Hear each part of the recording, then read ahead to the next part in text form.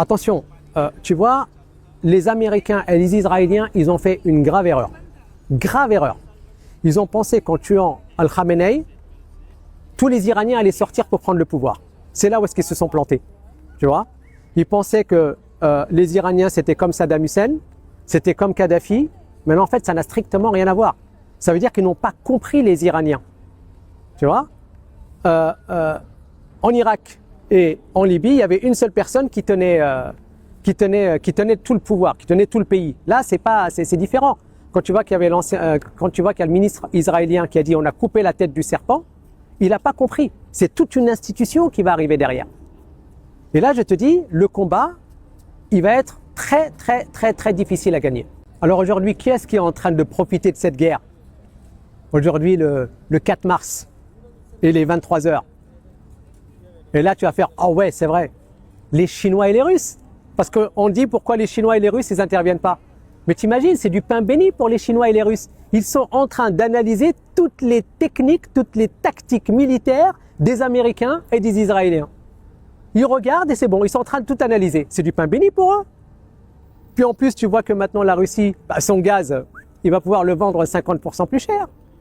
Les Chinois, maintenant, ils vont pouvoir rentrer dans Taïwan, mais comme un couteau dans le beurre. Ils savent comment tout le monde va réagir. C'est du pain béni pour eux. Mais jusqu'à quand? Parce qu'il faut voir que maintenant les Chinois, ils ont que encore 2 mois de réserve pétrolière. Après, ça va être compliqué. Avec cette guerre qui oppose les 3 pays qui sont là, moi j'ai compris juste que le fait d'avoir des armes sophistiquées ne garantit pas la victoire. Tu peux avoir des armes rudimentaires même, des armes qui ne coûtent presque rien. Mais si tu as l'intelligence et la stratégie qu'il faut, tu peux battre même des gens qui ont des armes sophistiquées qui font peur à tout le monde. Regardez cette vidéo-là. Et puis je reviens. Le volet économique est au cœur du conflit, surtout concernant l'utilisation des drones, beaucoup moins cher à fabriquer que les missiles. Le drone Shahed, par exemple, utilisé par les Iraniens, ne coûte que 17 000 €. Alors que ce qu'on envoie pour l'abattre, le missile du système Patriot, lui, vaut 2 à 3 millions d'euros. Moins coûteux, donc plus facile à envoyer par centaines sur une même cible. Selon vous, est-ce que les Iraniens ne savent pas ce qu'ils font? Pour moi, ils savent très bien ce qu'ils font. Parce que eux, leurs drones, ils fabriquent ça à bas prix. Mais ces mêmes drones-là sont détruits par des missiles qui coûtent 2 à 3 millions d'euros. Comment pouvez-vous imaginer ça? Donc pour moi, les Iraniens savent très bien ce qu'ils font. C'est vrai, vous êtes puissants que moi. Mais moi, il va vous affaiblir sur moi-même mon propre terrain. Il va vous affaiblir économiquement. Les drones, ils peuvent fabriquer ça facilement. Mais est-ce que les missiles, on peut fabriquer ça facilement vu le prix? Ce n'est pas possible. Donc pour moi, les Iraniens, ils savent très bien ce qu'ils font. Les gars ont misé sur l'intelligence et la stratégie. Merci, on est ensemble. Écoutez ce passage de Poutine qui, comme d'habitude, est le plus clairvoyant de l'histoire. Écoutez d'abord le président Trump. Nous devons convenir d'un accord, sinon il y aura des conséquences très dramatiques. Et je ne veux pas que ça arrive. Ils auraient dû faire un accord la première fois. À la place, ils ont eu l'opération Marteau de minuit. Ce sera vraiment dramatique s'ils ne conviennent pas d'un accord. S'il n'y a pas d'accord, ce sera une histoire différente. Monsieur Trump, lorsque vous parlez de conséquences énormes, vous devriez vous souvenir d'une règle fondamentale des relations internationales. Elle ne frappe jamais dans un seul sens. Croire que l'on peut attaquer sans subir de retour est une illusion dangereuse. Si une frappe devait viser la République islamique d'Iran, la réponse ne serait ni symbolique ni limitée. Elle serait stratégique, ciblée et d'une ampleur que certains n'ont jamais connue. L'Iran n'est pas un État isolé. C'est une puissance régionale, dotée de capacités militaires avancées, d'alliances solides et d'une détermination forgée par des décennies de pression. Menacer n'est pas gouverner. Intimider n'est pas négocier. L'histoire a montré que ceux qui sous-estiment leurs adversaires finissent que par provoquer des conflits qu'ils ne contrôlent plus. La Russie appelle à la retenue, car une guerre déclenchée par l'arrogance ne produira qu'une chose, un chaos mondial dont personne ne sortira vainqueur. Poutine a-t-il raison ? Alors ça, c'était avant l'attaque américaine, Vladimir Poutine, qui comme d'habitude est le gars le plus clairvoyant de la planète. C'est pour ça qu'aujourd'hui, il est clairement le dirigeant, je pense, le plus compétent en termes politiques de ce monde. Attention, j'ai pas dit qu'il était parfait, nuance. Et là, on a bien vu que la riposte iranienne dont parlait Vladimir Poutine est absolument énorme. Faut quand même savoir que l'Iran n'hésite pas à taper sur tous les voisins. C'est quand même une dinguerie ce qu'est en train d'envoyer l'Iran. Il y a très peu d'informations qui tournent sur Israël, mais sachez qu'il y a des missiles balistiques qui ont touché Tel Aviv, qui ont fait des dégâts énormissimes. Mais nos médias nous montreront pas tous les dégâts qu'il y a sur le territoire israélien, parce que ça voudrait dire en gros que l'Iran est en train de faire des dommages énormes. Il faut pas trop en parler.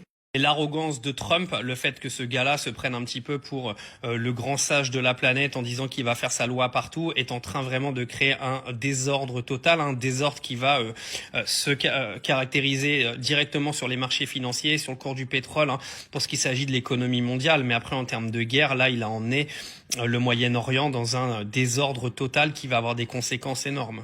Faut savoir également qu'au niveau des alliés, l'Iran est allié avec la Chine, avec la Russie, etc. Et même si ces pays-là n'entrent pas en guerre directement avec les États-Unis pour éviter justement d'embraser le conflit, derrière il y a des services secrets qui travaillent, il y a des armes qui sont données à l'Iran, etc. Ne croyez pas que la Chine et la Russie ne travaillent pas en secret avec l'Iran, c'est pas vrai. Apparemment, c'est la Chine qui a fourni toutes les informations des bases américaines sur tous les pays du Moyen-Orient. La Chine travaille en secret derrière avec l'Iran justement pour ces attaques. Juste un conseil, quand vous avez Vladimir Poutine qui parle, prenez 5 minutes pour l'écouter même si vous ne l'aimez pas, parce qu'il est beaucoup plus clairvoyant que l'intégralité de nos gouvernants aujourd'hui sur la planète. Cette guerre entre l'Iran et le couple israélo-américain nous permet de bien voir les failles de la puissance occidentale en général et américaine en particulier. Quelles sont les failles? Première faille, on découvre que les Américains ont un retard en technologie militaire. Ça, Froulaï. On découvre que les Iraniens, par exemple dans le domaine des missiles balistiques, que les Iraniens ont une technologie plus développée que la technologie israélienne, que la technologie américaine. Par exemple, les Iraniens ont des missiles qui, une fois qu'ils arrivent dans la zone où ils doivent frapper, multiplient leur tête, de telle façon que les batteries antimissiles ont l'embarras du choix. Le missile part, il est il voyage sur 1000 km. Quand il arrive à l'endroit où se trouvent ses cibles, le missile se diffracte en une vingtaine, une quinzaine, parfois même une cinquantaine de petits missiles qui s'éparpillent dans l'espace. Or, le fameux dôme de fer, le système antimissile américain, il est fait pour frapper un missile à la fois dans une zone relativement limitée. Donc, ce système se retrouve débordé, pris au dépourvu, parce que quand les missiles iraniens arrivent, on croit qu'il y en a un, mais au moment où il arrive vers sa cible présumée, il se démultiplie en une vingtaine, une trentaine, une cinquantaine de missiles. Il s'éparpille dans plusieurs directions et la défense antimissile est obligée de choisir seulement un ou deux de ces nombreux missiles qui pleuvent. Tous les autres passent. Donc, lorsque, par exemple, un missile iranien arrive et qu'il se démultiplie en 20, en 30, en 40 petits missiles, la barrière antimissile américaine ou israélienne parvient seulement à éliminer 2 ou 3 de ces missiles.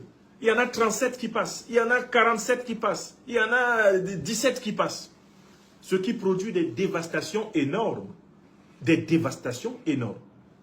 Comparées à celles que les Iraniens subissent de la part des Israéliens et des Américains. Premier point, le retard technologique américain, le retard technologique israélien, cela remet complètement en cause l'illusion dans laquelle on était, que l'Amérique était encore vraiment la toute première puissance militaire et technologique du monde. Ce n'est plus véritablement le cas. Deuxième élément qu'on découvre, avec la faiblesse de la coalition américaine, ce qu'on découvre, c'est que la supériorité aérienne américaine, qui est supposée être écrasante, une supériorité aérienne et une supériorité maritime, grâce notamment aux porte-avions qui sont en croisière, accompagnés de navires protecteurs. Cette supériorité aérienne et maritime, américaine, elle est limitée par la vulnérabilité. La vulnérabilité des pilotes et la vulnérabilité des navires de guerre américains. J'ai écouté tellement de reportages sur l'affaire que j'ai fini par, à mon avis, découvrir le point faible de toute l'armada américaine. Le point faible de toute l'armada américaine, c'est qu'elle est dépendante de systèmes de radar. Elle est dépendante de systèmes de radar qui permettent non seulement d'identifier correctement l'ennemi pour le frapper, mais qui permettent aussi, tout naturellement, de se protéger des attaques de l'ennemi.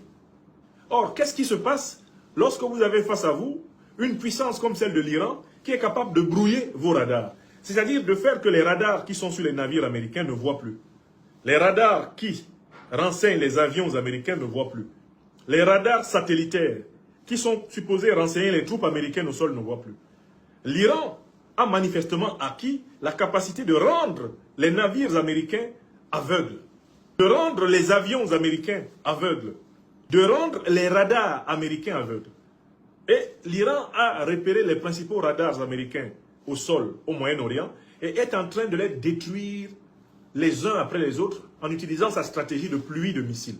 La stratégie de pluie de missiles. Donc voilà un deuxième point. La toute-puissance aérienne, la toute-puissance navale américaine est contrecarrée par le brouillage radar iranien. Les Iraniens ont rendu les navires et les avions américains aveugles. Rien que hier, ils en ont abattu 3. Ils ont abattu 3 avions américains. Et ils sont pratiquement en train d'endommager plus de 10 navires de guerre américains. Au point que le célèbre porte-avions américain, le Lincoln, est désormais menacé. Et la quasi-totalité des bases militaires américaines sont en train d'être déménagées. Les soldats américains sont en train de décamper de toutes les bases qu'ils occupaient parce que la stratégie de la pluie de missiles, doublée par l'aveuglement du système radar américain, rend difficile la défense des positions. Vous avez entendu l'ordre qui a été donné par les États-Unis d'Amérique à l'ensemble des citoyens américains de plus de 14 pays du Moyen-Orient de partir. C'est du jamais vu. Jamais les États-Unis n'ont appelé les citoyens américains dans 14 pays, dans toute la région du Moyen-Orient, de partir. C'est bien là un aveu d'impuissance. C'est parce que Donald Trump reconnaît qu'il n'est pas capable de protéger les troupes américaines. Il n'est pas non plus capable de protéger les populations civiles américaines au Moyen-Orient qu'il sonne la retraite.